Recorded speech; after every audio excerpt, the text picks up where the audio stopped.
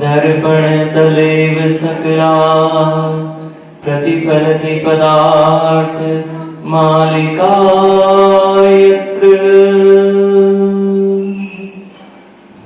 नमो अर्हन्ताणं नमो सिद्धाणं नमो आय्याणं नमो वज्रायणं नमो लोये सर्वसागुणम्। बोलिए अनंतानंत सिद्ध परमेश्वर भगवान की, देवादिदेव 1008 आदिनाथ भगवान की, देवादिदेव 1008 चंद प्रभु भगवान की, देवादिदेव 1008 नेमिनाथ भगवान की, देवादिदेव अंतिम शासन नायक भगवान महावीर स्वामी की, परम पूज्य आचार्य भगवान कुंद कुंद देव की, परम पूज्य आचार्य भगवान अमृतचंद स्वामी की, परम पूज्य आचार्य भगवान अध्यात्म योगी चर्या श्रमणी 108 विशुद्ध सागर जी महाराज की, द्वादशांग जिनवाणी माता की,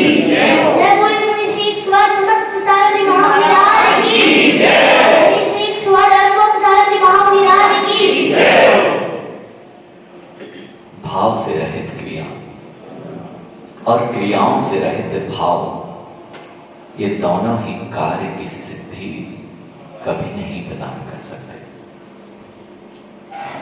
हम क्रियाओं को करते आए तो भावों को छोड़ दिया, और भावों को करते आए तो क्रियाओं को छोड़ दिए, और जब जब इन दोनों का समागम नहीं कर पाए तब तब हमारे कार्य में असफलता ही असफलता मिली।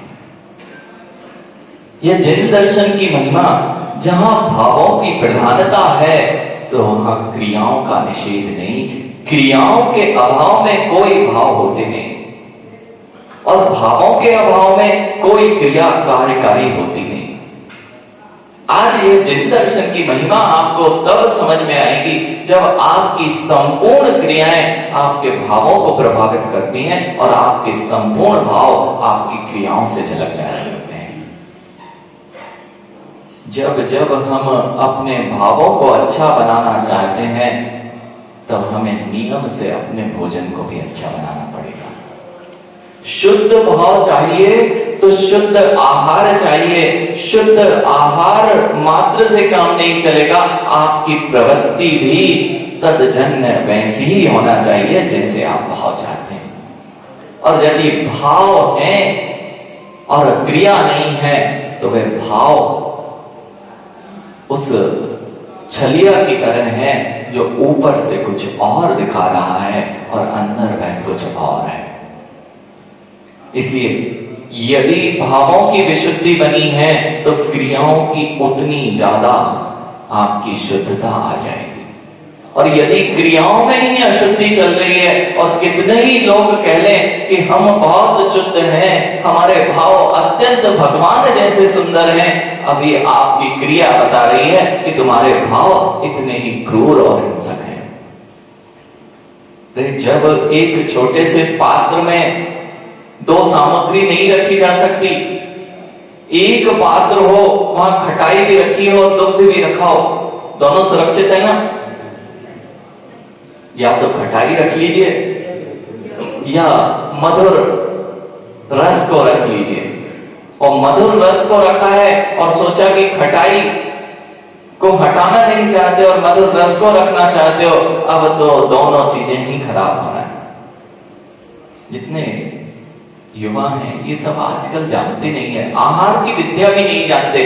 दोनों चीजें सब कुछ उल्टा सीधा, मधुर के साथ अम्ल खाओगे, खटाई खाओगे तो वह तो शरीर को भी घातक हो जाएगी, तो वह सामग्री भी नष्ट होती है और शरीर को भी नाश कर देती है। तो क्या करते हैं मां, बड़े समझदार होते हो, पात्र होता है, पात्र में यदि एक साथ नहीं रखते, इतनी समझदारी तो है। यदि भैया एक साथ नहीं रखते, क्यों एक साथ रखेंगे तो लोग कहेंगे कि बड़ा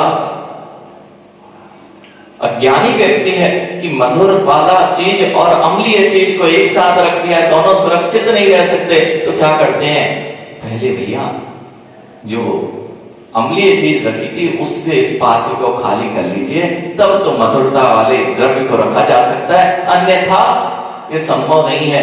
इतना विवेक आप अपनी क्रियाओं में लगाते हो, लेकिन यह विवेक आप जब धर्म करते हो तो लगाते नहीं हो। धर्म ऊपर ऊपर से करते हो और अंदर से अधर्म को छोड़ते नहीं हो, इसलिए तुम्हारा धर्म और अधर्म सब कुछ उस दुग्ध की तरह नष्ट हो जाता है, वह तुम्हारा धर्म भी कार्यकारी नहीं होता है। अंतरंग में कषायें छोड़ नहीं पा रहा जी, अंतरंग में पांचों विषयों की आसक्ति छोड़ नहीं रहे हो और जिनवाणी को लिए जा रहे हो। अब वह जिनवाणी भी अपना असर नहीं दिखा पाएगी। दुग्ध तो मधुरी होता है, दुग्ध उदित मधुरी होता है, लेकिन मधुरता दुग्ध की तुम तभी ले पाओगे जब तुम्हारा पात्र शुद्ध होगा। और पात्र ही अशुद्ध कर बैठे, इतने ही नहीं, यदि भैया पात्र में यदि अम्ल रखा है, खटाई रखी है, तो बड़े अच्छे से सफाई करते हो। और सफाई नहीं करने वाला व्यक्ति अज्ञानी, पूरा का पूरा दूध नष्ट कर देगा।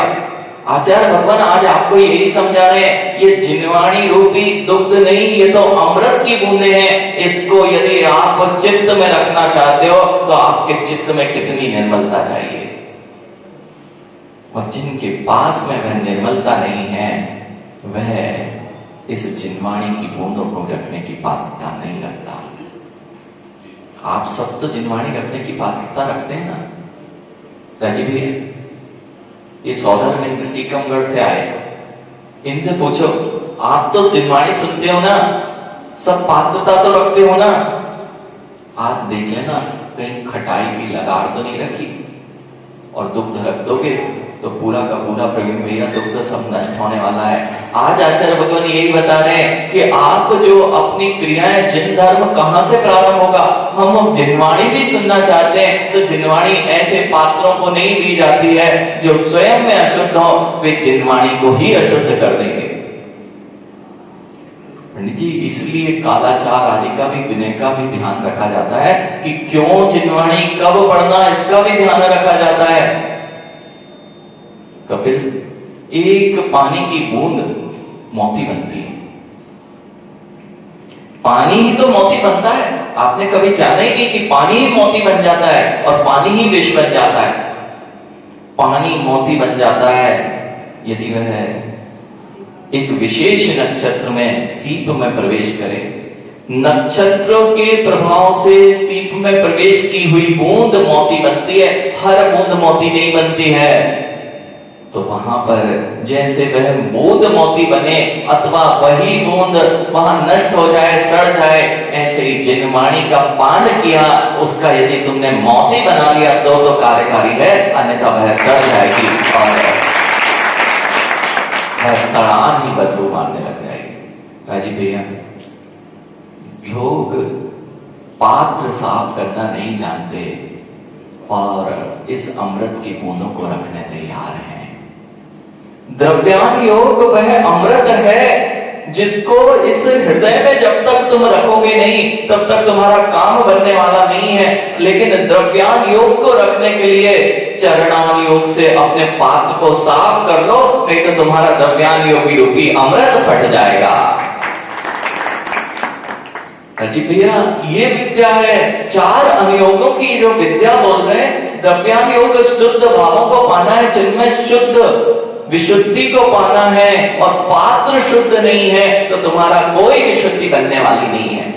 तुम कितने ही अच्छे द्रव्यान योग को जानकार हो जाओगे, तुम्हारे अंदर वह द्रव्यान योग तभी रह सकता है जब तुम्हारे पात्र को, तुम्हारे हृदय को चरणान योग के जैसा, चरणान योग की पद्धति से साफ और सुंदर कर दिया गया है। क्या करते हैं? सबसे पहले मां क्या करते हो? दुग्ध रखना है ना, तो जो कल बर्तन रखा था उसको उठा के सीधा दुग्ध ले लेते हो क्या? तो पहले क्या करते हैं? थोड़ी सफाई करते हैं। ये सफाई की पद्धति तो चरणान योग सिखा रहा है पंडित जी। चरणान योग यही तो सिखा रहा है कि पहले अपने पात्रों को शुद्ध कीजिए, तब तुम शुद्ध उपयोग की धारा का अमृत तुम ले सकते हो।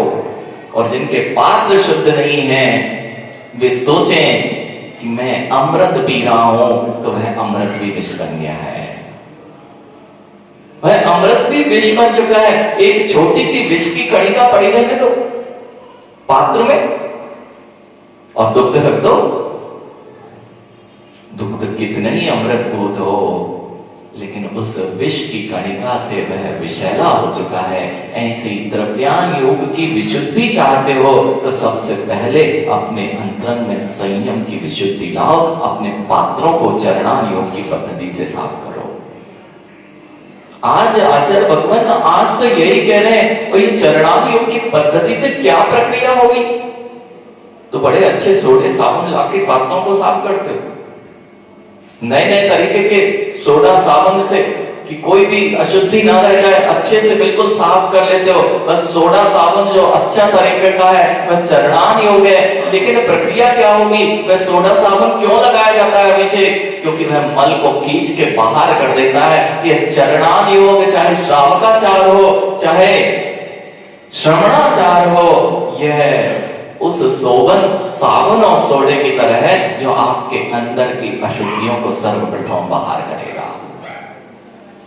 अब जब लगा दिया तो कैसे बाहर करता है, इसको जानना चाहते हो तो चरणान योग कहेगा देखो ये पद्धति होती है और ये क्रियाएं होती हैं। ये चरणान योग बता देता है कि जब तुम चरणान योग की पद्धति में उतरते हो तो तुम्हारे अंदर की कषाएं किस प्रकार से दूर होती हैं। ये जैसे जैसे तुम्हारी विशुद्धि बढ़ती जाती है, वैसे वैसे चरणान योग की निर्मलता ही तुम्हें द्रव्यान योग में प्रवेश दिला सकती है। इतने ही नहीं, जिनमें आज तो पहले ही बोल रहे हैं, जितने लोग अभिषेक यहां जिनवाणी सुन रहे हैं, ये सब पात्रता रखते हैं ना जिनवाणी सुनने की। अगर किसी मदरा पाई को तुम कुछ भी सुनने भेज दो और मदरा पिए हुए है, अब तो तुम्हारे सिद्धांतों का क्या करेगा? सुन के आएगा और उसके बाद उसी में से क्या क्या उल्टा सीधा बोलेगा। बस ऐसे ही आज निर्णय कर लेना। एक तो सबसे पहले मदरा पिए हुए, मोह मदरा को यदि तुमने पी रखा है, मिथ्यात्व को तुमने ग्रहण कर रखा है, देव शास्त्र गुरु के तुम चरणों के अभी शरण को प्राप्त नहीं हुए हो, तो नियम से आप मदरा पाई हो और यह जिनवाणी का भी अर्थ का अनर्थ करोगे। इसलिए अपनी पात्रता बनाइए जिनवाणी को सुनने की। फिर दूसरी पात्रता ये कह रहे हैं, आज आचार्य भगवान कह रहे हैं कि जो तुमने 5 नंबर 3 मकारों का त्याग किया था, नवनीत का त्याग किया था, ये सब बहुत ज्यादा विकारों को उत्पन्न करने वाले हैं। या तो सोते हो जिनमें, या तो यहां कोई सो रहा हो बैठ के, उसको सुनाओ। तो जो लाइन उसमें लिखा है, जिन देखो जो अधूरे ज्ञानी होते हैं और जो अधूरा सुनते हैं वे बहुत घातक होते हैं। जी भैया, जिन्हें जिन्होंने मात्र द्रव्यान योग पढ़ा वह घातक, जिनने मात्र सिद्धांत पढ़ा वह घातक, जिनने मात्र चरणान योग पढ़ा वे घातक, और जो प्रथमान योग पढ़ते हैं वे फिर भी बच जाते हैं। क्यों? प्रथमान योग 4 योगों की कथाएं आ जाती हैं। अब देखना जिनमें कोई भी एक चीज की अगर तुमने खिंचाव किया तो घातक हो जाओगे। अब यहां कह रहे हैं कि आपने 5 नंबर 5 मकार का त्याग किया और बीच में सो गए। जिनवाणी सुनते सुनते आप सो गए। अब महाराज जी बहुत अच्छा व्याख्यान कर रहे थे, सब कुछ अच्छा था, सब कुछ समझ में आ रहा था। और अभिषेक महाराज जी ने कहा, यह जिनवाणी में आपने पढ़ते हुए यह पढ़ लिया कि रात्रि में भोजन करना चाहिए, रात्रि में भोजन करना चाहिए। उसके बाद आ गया तुम्हें प्रमाद और तुम सो गए। तुमने क्या लाइन सुनी? जिन जिनको नरक जाना हो उन सबको रात्रि भोजन करना चाहिए। अब तुम्हारी नींद लग गई थी, तुम्हारी नींद लग चुकी थी पहली पंक्ति को सुनने में, और दूसरी पंक्ति सुनने की महाराज जी बोल रहे थे जिन जिनको रात्रि, जिन जिनको नरक जाना हो, ये तो तुम्हारी नींद में निकल गया, प्रमाद अवस्था में निकल गया, ये दूसरे से बात करने में, मोबाइल पे बात करने में निकल गया और ये सुन लिया। महाराज कह रहे थे रात्रि में भोजन करना चाहिए। अब बताओ क्या हुआ? क्या हो गया? जो अर्थ था उसका पूरा अनर्थ हो गया। और इससे बड़े बड़े अनर्थ इसी कारण से हुए, जो एक पंक्ति, एक गाथा, एक श्लोक को पढ़ के उसके पीछे की, आगे पीछे की गाथाओं को नहीं पढ़ते तो वे सब अपना भी घात करते हैं और लोगों के लिए भी घातक हो जाते हैं। ना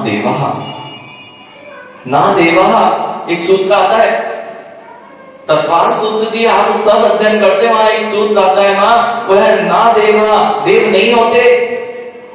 उसका अर्थ नहीं है, लेकिन सूत्र जो होते हैं वो सोपस्कार होते हैं, वे पूर्व के अर्थों को लिए होते हैं। वहां पे नपुंसकों का वर्णन चल रहा है कि कौन कौन से जीव नपुंसक होते हैं, तो नीचे लिख दिया ना देवा, देव नपुंसक नहीं होते हैं। और आपने क्या अर्थ पढ़ लिया? एक श्लोक निकाला, ना देवा, देव नहीं होते हैं। अरे देव नपुंसक नहीं होते, ये अर्थ ग्रहण करना था। अगर पूरा नहीं पढ़ोगे और सो जाओगे तो गड़बड़ हो जाएगा।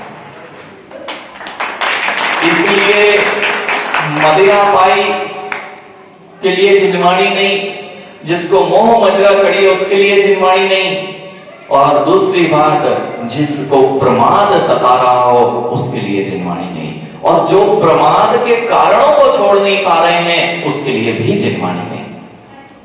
प्रमाद के मूल कारण यदि कहे गए तो 3 मकार और नवनीत, ऐसा चौथे 4 चीजें महू प्रमाद जनक कही गई है। मध्य मांस मदिरा ये तो सर्व जगत है, और नवनीत का सेवन करने वाला भी मदिरा पाई है, उसको भी बहुत प्रमाद सताता है। और 5 उदंबर फल, ये 8 मूल गुण हैं। जब तक आपके अंदर यह 8 मूल गुण नहीं आए हैं, तुम्हारे पात्र शुद्ध नहीं है, तुम्हें जिनवाणी रखने का कोई अधिकार नहीं है। आज यही आचार्य भगवान कह रहे हैं, यानी तो पुनर्भवेभ्यो कालोच्छिन्न त्रसाणि सुश्राणि भजत तस्यातान्यपि हिंसा विशिष्ट रागादि रूपा स्यात् अष्टावनिष्ठ दुस्तर दुरिताय नान्य मौनी परिवर्ज्य जिन धर्म देशनाएं भवंती पात्राणि शुद्ध दिया। जिसकी बुद्धि शुद्ध नहीं है, शुद्ध दिया, जी शुद्ध दिया, अपनी बुद्धि को शुद्ध करो। और बुद्धि शुद्ध अगर करना है तो पहले अपने पात्र को शुद्ध करना पड़ेगा। उसको शुद्ध करना है तो क्या करना पड़ेगा? आपको 8 मूल गुणों का धारण करना पड़ेगा, तब यह जिनवाणी आपके पल्ले पड़ने वाली है। नहीं तो जिनवाणी का भी अनर्थ कर रहे हैं जो लोग, राजीव भैया, जो लोग इस 8 मूल गुण का पालन भी नहीं कर पा रहे हैं, वे गद्दी पर बैठ के जिनवाणी का वाचन करें तो अनर्थ तो होना ही है। यहां तो आचार्य भगवान अमचंद स्वामी कह रहे हैं कि वह सुनने की पात्रता नहीं रख रहा है। जिसके पास में 8 मूल गुण नहीं है वह जिनवाणी को रखने की पात्रता नहीं रखता है। आप विचार करो कि हम अपने जीवन में क्या करते आ रहे हैं। अभी तक मात्र देव शास्त्र गुरु की भक्ति करते आए, क्या हम देव शास्त्र गुरु की भक्ति के साथ में कभी श्रुत की आराधना करने के भी भाव नहीं बना पा रहे हैं? 8 मूल गुण, ये तो मां बचपन से ही जिन धर्म के संस्कार हैं, अब आप लोग नहीं देते वो बात भिन्न है। पहले ही दिन से उसको ऐसी अभक्ष्य चीजें चटाने लगे हैं लोग। शहद को अमृत मान बैठे हैं, जो शहद उसके महा पाप बंध का कारण था, पुण्य को नष्ट करने वाला था। बेचारा पुण्यशाली जीव बचपन में कहीं स्वर्गों से च्युत होके या किसी कुछ अंश कार्य करने के पश्चात जैन कुल में जन्म हुआ और तुमने लिया। वो खांसी सर्दी हो गई ना जयदीप भैया, अब तो सिरप पिलाना पड़ेगा ना इस मां को, उस बच्चे को। और जैसे ही सिरप पिलाया उसमें थी मदिरा, देखा ही नहीं। सिरप जितने आते हैं खांसी सर्दों के, उसमें क्या रहती है? अल्कोहल। वो अल्कोहल पिला डाली। बेचारा पुण्य लेके आया था, तुमने उस पुण्य की कणिका में अग्नि लगा दी।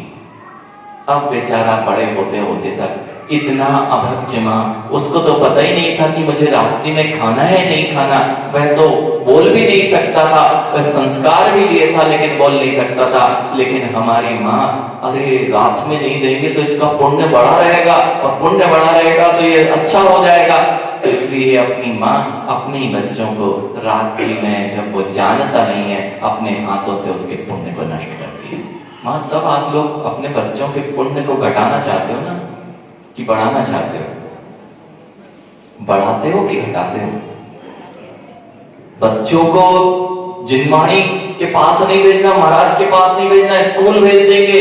अरे यहाँ आएगा तो पुण्य बढ़ जाएगा, जिनालय आएगा तो पुण्य बढ़ जाएगा। लेकिन हम जिनालय नहीं भेजेंगे, किस लिए ताली बजाए? महाराज यहाँ नहीं भेजे, किस लिए?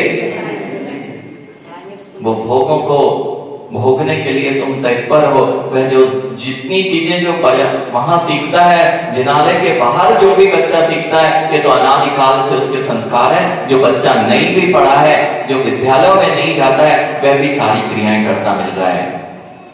अनंत काल से वह संस्कार उसके पास में है, उसको वह सिखाने की आवश्यकता नहीं। जो उसके पास नहीं था, उसको यदि दे दोगे तो तुम्हारे भी कल्याण होगा, और वह बच्चा भी अपना पुण्य बढ़ाते हुए अपना कल्याण कर लेगा।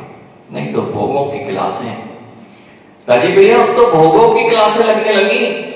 अरे जो भोग त्रियंच भी जानता है, उसकी कोई क्लास नहीं होती है। त्रियंच भी तो भोगों को भोगना जानता है। अब शिक्षा के माध्यम से तुम भोगों की कक्षाएं लेने लगे। अरे नैतिक कक्षाओं का तो अंत कर दिया और भोगों की कक्षाओं का प्रारंभ कर दिया। अब बताइए, इस संसार का पतन नहीं होगा तो क्या होगा? त्रियंच को कौन से भोगों को भोगने की शिक्षा दी गई? ये सारे अनादि के संस्कार जिनमें जीव लेके आता है।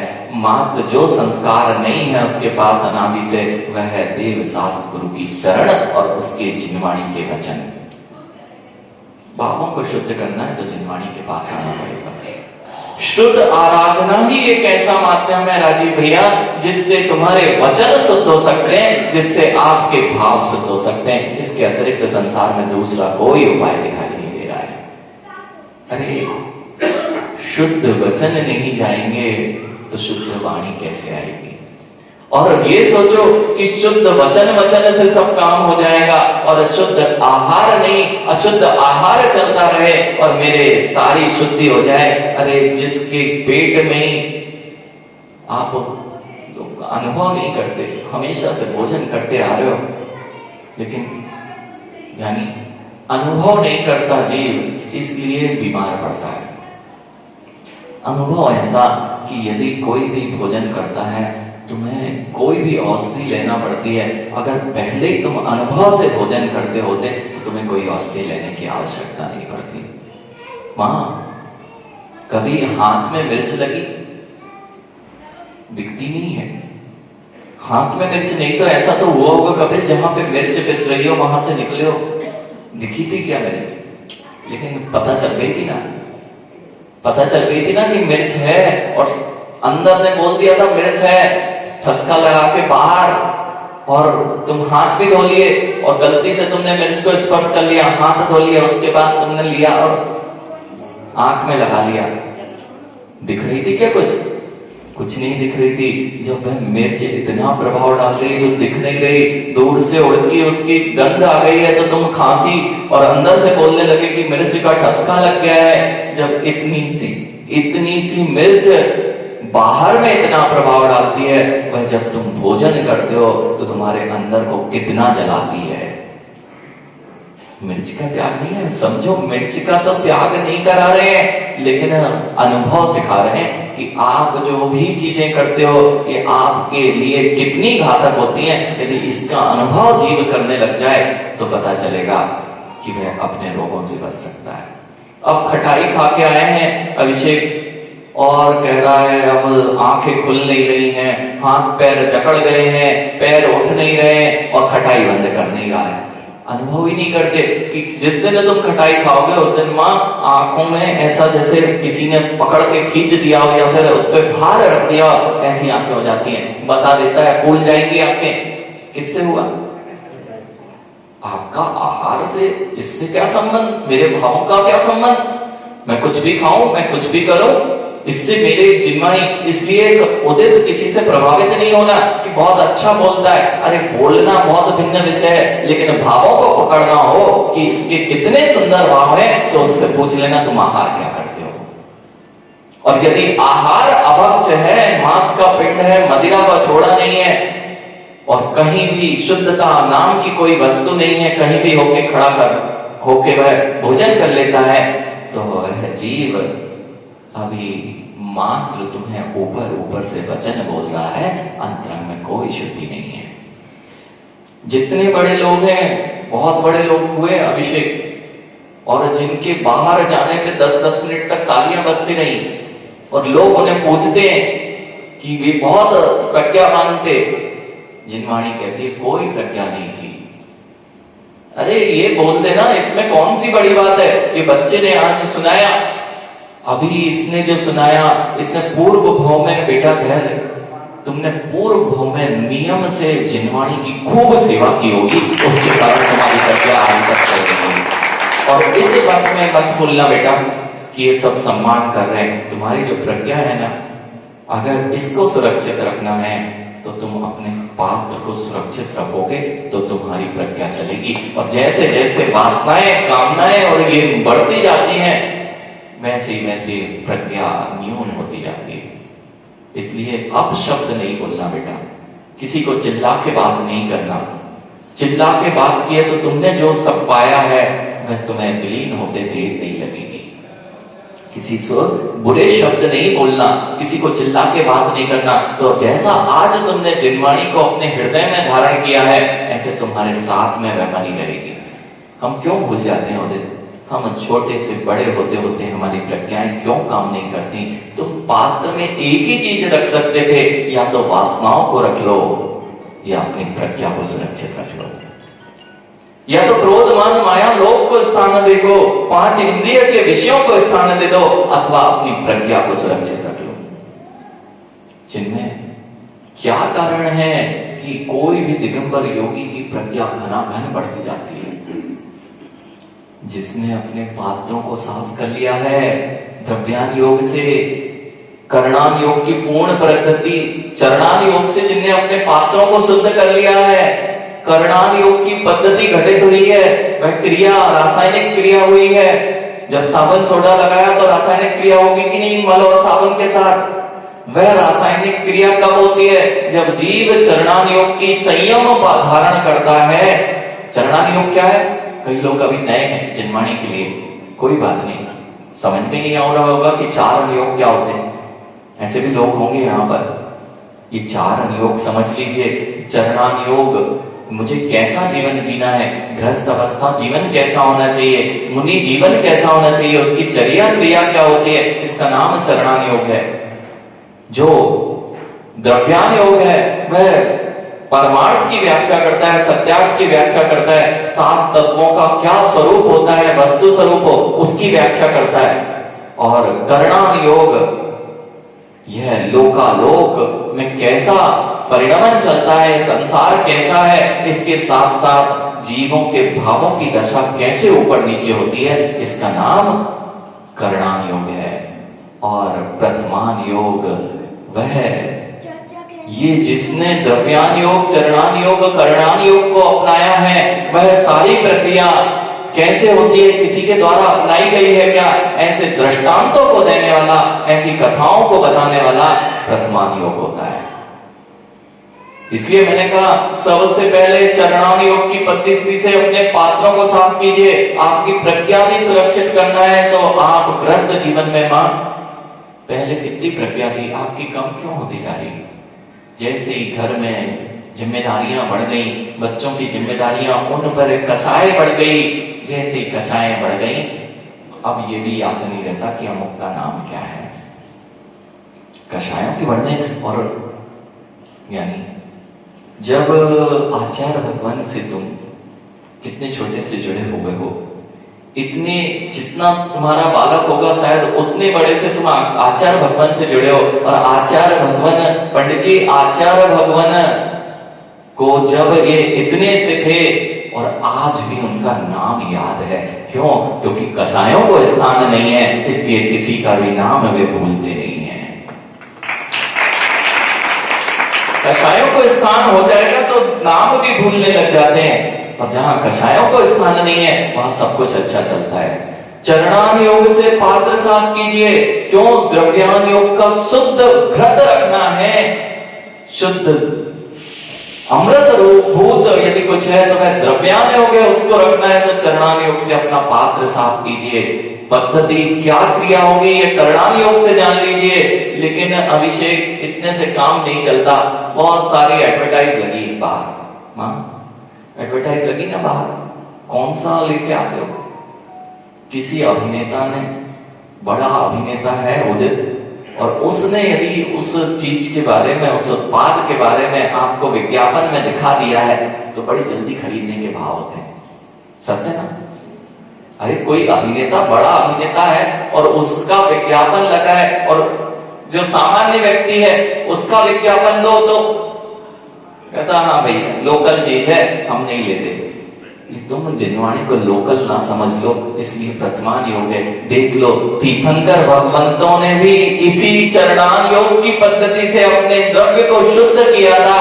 अब तुम्हारे पास इससे बड़े अभिनेता कोई नहीं है इस जगत में जो तुम्हें बता सके कि देखो हमने ऐसा किया, तुम भी अपनाओगे तो तुम भी भगवान बन जाओगे। प्रथमान योग वह विज्ञापन है। आप लोग विश्वास नहीं करते अभिषेक बिना विज्ञापन के, तो किसी ने कह दिया हमने प्रयोग किया है और ऐसी चमक आती है, वे तो झूठ ही बोलते हैं। लेकिन प्रथमान योग झूठ नहीं बोलता है। वे कहते हैं देखो मेरा पात्र बिल्कुल अशुद्ध था, मैं तो एक भील था, भील। हाँ, वह प्रथमान योग क्या कह रहा है? मैं तो इतना अशुद्ध था, मैं भील था, मेरा मांस ही भक्षण था, मैं हर कुछ बिल्कुल विपरीत करता था। लेकिन जैसे ही मैंने चरणान योग की पद्धति में कदम रखा, अष्टमूल गुणों का पालन किया, और वही अष्टमूल गुण से जब मेरे अंदर में जिनवाणी प्रवेश करने लग गई, तो इन चरणान योग की पद्धति ने मुझे शुद्ध उपयोग की धारा में प्रवेश कराया, और शुद्ध उपयोग की धारा ने मुझे परमात्मा बना दिया। वे थे महावीर भगवान। मां उस मारीची के जीव ने मात्र अष्टमूल गुणों का धारण किया था। एक प्रमाण ये कहता है कि उसने केवल कौवे का मांस का सेवन त्याग किया था, और दूसरा प्रमाण यह भी मिलता है कि उस जीव ने अष्टमूल गुण का पालन, मद्य मांस मदिरा का त्याग कर दिया था, और वह श्रावक बन गया था। उसको अब जिनवाणी को साफ पात्र में प्रवेश करा दिया था, और उतना सा अष्टमूल गुण का नियम उसको भगवान बना सकता है। तो क्या हम भगवान बनने तैयार नहीं है? क्या हम भगवान नहीं बनना चाहते क्या? और यदि इस जिनवाणी को सुनकर भी तुम्हारे अंतर में भगवान बनने के भाव नहीं आए, तो संसार में अभी आपके पात्र बहुत अशुद्ध हैं, सफाई नहीं हुई है। इसलिए आज आचार्य भगवान कह रहे आप अष्टमूल गुणों का पालन कीजिए और जिनवाणी को अपने हृदय में धारण कीजिए, और जैसे ही जिनवाणी तुम्हारे हृदय में जाएगी, तुम्हारे भाव भी शुद्ध होंगे और तुम्हारी सारी की सारी क्रियाएं भी शुद्ध हो जाएंगी। अरे शरीर भी शुद्ध भोजन से स्वस्थ होता है, और भाव भी शुद्ध भोजन से ही स्वस्थ होते हैं। इसलिए मूलाचार में मां सबसे ज्यादा यदि वर्णन है तो पिंड शुद्धि अधिकार है। पिंड शुद्धि अधिकार जो भिक्षा वृत्ति करते हैं मुनिराज, उसमें बड़ा 16 का ध्यान रखा जाता है। मन की शुद्धि भी चाहिए, वचन की, काय की और आहार जल की। ये चारों की शुद्धि जब तक नहीं होगी तब तक मुनिराज शुद्ध उपयोग में नहीं जा सकते। इसलिए जयदीप भैया आए, इनका चौका था, इनने कहा कोई नहीं आएगा अंदर। क्यों मन की अशुद्धि कर रहे हो? स्वयं के मन की अशुद्धि और दूसरे के मन में अशुद्धि। आपने मन की अशुद्धि फैलाई, नियम से वह भोजन भी अशुद्ध हुआ है। किसी भी प्रकार से अशुद्धि फैला सकते हैं। काय की अशुद्धि किसी ने नहीं देखा ना मां, हम तो छिले नहीं हैं, हम तो पानी छिड़के ना, तो पानी छिड़कने से तुम्हारी काय की शुद्धि ये सब नहीं हो सकती। और अशुद्ध भोजन बनाया है। अब पंडित जी अब क्या हुआ? पूरा का पूरा पात्र बनाया, भोजन सामग्री बनाई, अब गीले हाथ लिए नल से धोए और वह अपराशुद्ध जल के हाथ नल के अछने हाथ से उठा के सामग्री और एक बूंद टपक गई। मां शुद्ध ना भोजन? शुद्ध ना भोजन? अब क्या करोगे? मां महाराज जी ये तो दूर की बात है, अगर मरी मक्खी भी टपक जाए ना तो हम उसको निकाल के रख देते हैं, और कौन फेंकेगा इतना सारा घी? मां घी बनाया, आप तो बनाते ही नहीं हो, अब तो मांस के पिंड बाजार से लाते हो। पंडित जी जितना घी घृत बाहर से आ रहा है सब मांस का पिंड है। महीनों महीनों की मलाई मक्खन को जब वे बना के, और अब तो ये भी नहीं नितिन, अब तो ये हो गया है मक्खन अक्खन तो गायब हो गए, अब तो सीधा सीधा मांस से ही घृत बना के दे रहे हैं। और जितना आपके घर का घृत अच्छा नहीं है, उससे सुगंधित और उससे अच्छा घृत उसको देखने में लगेगा, आप पहचान ही नहीं पाओगे। वहां इसलिए बोलते हैं क्यों बाजार से लाना चाहते हो? अरे शुद्ध दूध लेके आओ और घर में शुद्ध रूप से अंतर मूर्त के अंदर उसको निकालते हुए शुद्ध बनाओ तो सही है। अन्यथा मां आपने घृत बना तो लिया और उसमें एक मक्खी गिर जाए, एक चींटी गिर जाए, चींटी भी तो गिर सकती, तो चींटी गिर गई, आप क्या करोगे घृत का? महाराज जी चौका लगाना है। अब तो इतना ही था कि मां उस घी को महाराज को जला मत देना, स्वयं भी खाने योग्य नहीं है, वह पूर्ण घृत अशुद्ध हो गया है। महाराज को जल से रोटी खिला देना, लेकिन उस घृत के पकवानों में आहार मत दिला देना, वह सब अशुद्ध हो चुका है, जिसमें चींटी, एक चींटी भी मर गई है। इसलिए कितनी शुद्धि का ध्यान। ये शुद्ध उपयोग की धारा कैसे बनती है? जब तक तुम्हारी पिंड शुद्धि नहीं होगी, आहार की शुद्धि नहीं होगी, बाहर की शुद्धि नहीं होगी, तब तक तुम्हारे भाव शुद्ध होने वाले नहीं है। नहीं तो राजीव भैया मैं ये तो सब क्रियाएं हैं, ये तो महाराज बोल देते हैं मन वचन काय की शुद्धि।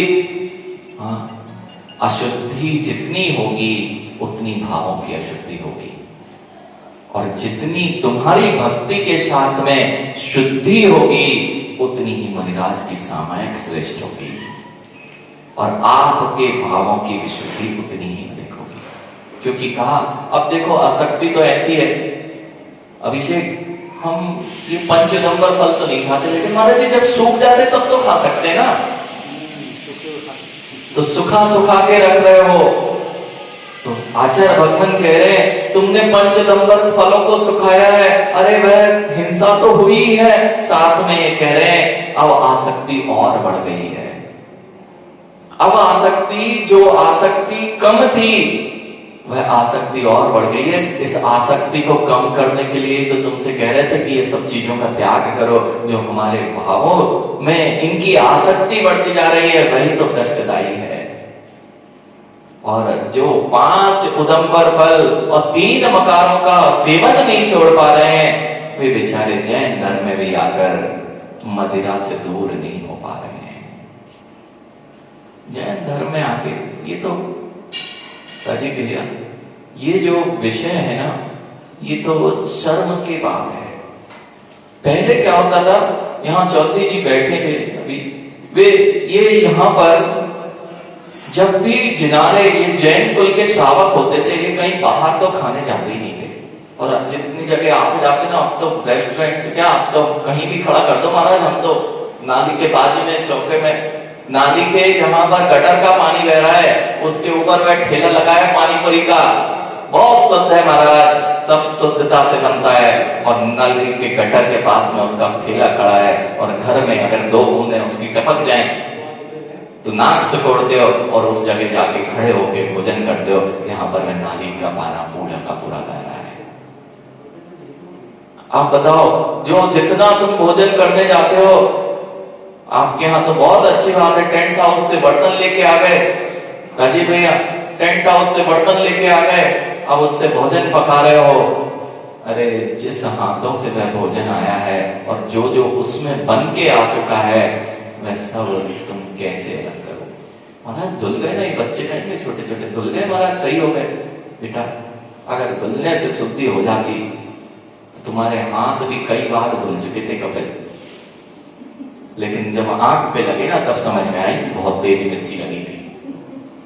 ऐसे ही जिन पात्रों में मांस के पिंड कई बार रखे जा चुके हैं, जिन चीजों में बहुत कुछ रखा जा चुका है, और उस स्थान पर जाके तुम भोजन करते हो बड़े शौक से, ऊपर से बड़ा अच्छा है, लेकिन वह पात्र जो मांस के पिंड को पिछले दिन ही रख के आया है उसमें तुम भोजन करने तैयार खड़े होते हो। नहीं तो पिछले दिन की तो बात ही क्या महाराज, हम तो एक जगह जहां बनते वहीं खड़े होकर खा लेते। बताओ, आप अपने संस्कारों को बोलते जाओगे, आप अपनी सारी की सारी विद्याओं को बोलते जाओगे, आप अपने ही घात करते जाओगे, तो तुम्हारे बचने वाला कौन है? पहले क्या होता था? पहले यह प्रज्ञा होती थी, यदि भैया पहले यदि समाज में भी भोजन होता था ना तो कहीं बाहर के बर्तन नहीं आते थे। जितने लोग हैं यहाँ पर, वरिष्ठ लोग हैं, वे सुन लें, जितने अधिकारी पदाधिकारी हैं, यदि तुम्हें बाहर भी भोजन, यदि तुमने अपनी समाज का भी भोजन दिया है तो बर्तन बाहर से नहीं आते थे। बर्तन कभी भी जैन समाज के यदि कोई भोजन होता था, गिद्ध भोजन नहीं, हाँ गिद्ध भोजन चालू हो गया है, जूते पहने हैं, इधर से छीना, वो जैसे वो चील लोग रहते हैं ना, ऐसी आपकी स्थिति रहती है। जब आप किसी पार्टी में जाते हैं और वो तंदूर के पास में जब खड़े होते हो तुम, और गिद्ध को देख लो और तुम्हें देख लो, आधा टुकड़ा वो खींचता है और आधा टुकड़ा तुम खींचते हो। कितना स्तर हमारा नीचे आ चुका है। अरे भोजन करना है तो शांति से बैठो, सामने नीचे चौकी लगी हो, सामने उच्च स्थान पर आपकी भोज्य सामग्री रखी हो, और उसको धीरे धीरे टीवी देखते नहीं तो सब कुछ अंदर जा रहा है और उसके साथ भोजन जा रहा है, तो सब फिर मल बन गया है। अब देखो, अगर भोजन भी करते थे तो समाज का यदि भोजन होता था, यदि भैया, तो बाहर के पात्र नहीं आते थे कि बाहर से सामग्री आ जाए, बर्तन भी टेंट हाउस के नहीं बुलाए जाते थे। जैन मंदिरों में तुम लोगों ने इतने विवेकी थे कि जैन मंदिरों में वह पात्रों की बहुत अच्छी व्यवस्था कर रखी थी, वही पात्र जाते थे जो कभी अशुद्धि में स्नान पे नहीं जाएंगे। कम से कम इतनी व्यवस्थाएं बनाए रहते तो काम चल जाता, लेकिन आपने तो अपनी सारी की सारी व्यवस्थाएं चौपट कर ली हैं। अब जिन धर्म के श्रावकों को आकर ये समझाए कि भैया मांस तो छोड़ दो, तो दुनिया में और अब कहां कुछ बचा है। अब मांस के पिंडों से तुम्हें तकलीफ नहीं है तो अब तुम्हारे जीवन में और क्या हो सकता है? फिर तो छठा काल देखने की आवश्यकता ही नहीं है पंडित जी। छठे काल में यही तो होना है। अभी तो दिख रहा है अच्छे अच्छे पंडित और बाजार का भोजन कर रहे हैं। अरे राजीव भैया, ऐसे लोग, पंडितों की सभा हुई, खूब ऐसे ऐसे धुरंधर, उनके लिए अच्छे शुद्ध भोजन की व्यवस्था की कमेटी ने, बहुत अच्छा शुद्ध भोजन, जो सोने का भोजन, ऐसी व्यवस्था की। और जहां उनकी भोजनशाला थी वो ऊपर थी और नीचे थी सामान्य भोजनशाला, और वहां निकल रही थी मंगोड़ी। और सुबह राजीव भैया वहां तो निकल रही थी नीचे मंगोड़ी, और रास्ता था पंडित जी का वहीं से जाने के लिए ऊपर, जहां उनका शुद्ध भोजन था। अब अभी जो पड़ोस रहते उनसे कह रहे थे नीचे मंगोड़े की खुशबू आ रही, वो लेके आओ, तुम्हें शुद्ध खिला रहे, तुम्हें शुद्ध पसंद नहीं आ रहा, नीचे तुम्हें जो अशुद्ध तिलक है उसकी खुशबू आ रही है। अब अगर ऐसी स्थिति रही तो वे विद्वान भी होकर क्या कर पाएंगे? इसलिए विद्वत्ता तो वही कहती है जो चारित्र की ओर ले जाए। विद्वत्ता वही विद्वत्ता है जो आप ग्रस्त, हम नहीं कह रहे मुनि बनिए आप, लेकिन ग्रस्तों के संस्कार को तो मत छोड़िए। और यदि जिनवाणी की पीठ पर आप बैठना चाहते हैं, गणधर पीठ पर बैठना चाहते हैं, तो इतना तो करिए कि जो मूल गुण हैं उनका पालन हो सके, अभक्ष का त्याग हो सके। ऐसी रात्रि भोजन, रात्रि भुक्ति का त्याग नहीं है और गणधर पीठ पर बैठ के आप वचन कर रहे हैं और वहीं पे पानी की बोतल रख ली, प्यास लगी और पी डाला। अब ये पद्धति जैन धर्म में स्वीकार नहीं है। क्यों स्वीकार नहीं है? क्योंकि आपने ये जान लिया कि पात्र अशुद्ध है, तुम कितने ही अच्छा परोसोगे सब अशुद्ध होने वाला है। बस इतना ही तो करना है प्रवीण भैया, इतना ही तो करना है। आज एक थाली लाना और एक बूंद मलकी उसके साइड में लगा देना। क्या करना? जिसमें भोजन करना है ना उसमें एक बूंद, कुछ भी नहीं करना, एक बूंद उधर मलकी उसके नीचे लगा देना, कर लोगे भोजन। करते नहीं हो भोजन? करते हो कि नहीं हो? अब ये निर्णय कर लेना। मल दिख रहा है इसलिए नहीं करते हो, हाथ दिख नहीं रहा हो, कपिल हाथ में मिर्ची दिख नहीं रही लेकिन लगी कि नहीं, और आंख पे लगाओगे तो लगेगी कि नहीं। ऐसे ही जितने लोग बाहर का भोजन करते हैं, अभक्ष का सेवन जहां पे होता है वहां पे भोजन करते हैं, सबब है तुम्हें कोई ग्लानि नहीं है, मांस का पिंड भी सामने रखा हो। अब तो ऐसी स्थिति कहते हैं हम दूसरों के साथ हम नहीं करते, दूसरों के साथ तो जा सकते ना होते, तो वो वाली होटल में जा, वो सामने रखा है जो मांस के पिंड को देखना छूना तो दूर, उस जगह तुम बैठ के उनके साथ भोजन कर रहे हो, उसकी सारी की सारी वर्गणाएं तुम्हें आ रही हैं। जितना नशा करने वाले व्यक्ति को कैंसर नहीं होता पंडित जी, उससे अधिक कैंसर की प्रॉब्लम जो बाजू में बैठ के उसको सूंघता है उसको होता है। ऐसे ही तुम मांस के पिंडों के साथ भी भोजन करोगे तो तुम्हें उसका सब कुछ। इसलिए अपनी सुरक्षा कीजिए, अष्टमूल गुणों का पालन कीजिए। जिन धर्म के सिद्धांत आपके सुख के लिए हैं, आपको कष्ट नहीं देंगे, आप उत्कृष्ट थे उत्कृष्ट रहोगे, तो क्या आप उत्कृष्ट नहीं रहना चाहते इसलिए निकृष्टता की ओर भाग रहे हो? अगर उत्कृष्ट रहना चाहते हो तो जिन दर्शन के सिद्धांतों का पालन करो, जिन धर्म आपको उत्कृष्ट बनाने की शिक्षा दे रहा है, आपके पतन से आपको रोकना चाहता है, बस इतनी तो जिन धर्म सिखा रहा है। ये अष्टमूल गुण हो अथवा छोटे छोटे संयम हो, छोटे छोटे नियम हो, ये आपके पतन को रोकने वाला है और उत्कृष्ट का कारण है। इसलिए अपने जीवन में जितना आप जिन सिद्धांतों की ओर अग्रसर होंगे उतनी आपकी श्रेष्ठता है। और आप इससे बालक जितना तुम जिन धर्म से दूर जाते जाओगे, नियम से तुम्हारा पतन निश्चित है। और जितना तुम, अरे ये जैन धर्म ही तो है, इतना तुम्हारा उत्कृष्ट कर सकता है कि एक सामान्य व्यक्ति को एक परमात्मा बना सकता है, तो फिर इसमें हम क्यों ना प्रवेश करें और क्यों ऐसी जगह जाएं जहां पर पतन ही पतन दिखाई दे रहा है। इसलिए अपने जीवन में जिन धर्म को अपनाएं, जिन शासन की महिमा को समझें और अपना उत्कृष्ट करें। बोलिए आचार्य प्रवर विशुद्ध सागर जी महाराज की जय।